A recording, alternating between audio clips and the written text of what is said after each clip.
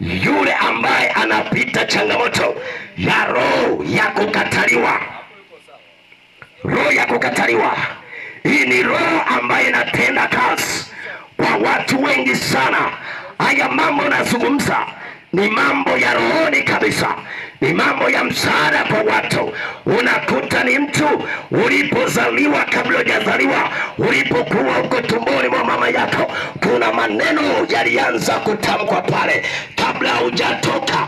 Wapo watu ambao walikuwa na maneno mabaya kwa habari ya ujauzito huo, ama yamkini kuna wazazi walitamka kitu chochote. Sasa baada ya kutamka ndipo unakuja kuzaliwa, unakuta yale maneno yalitamkwa ndiyo yanaanza kukufuatilia.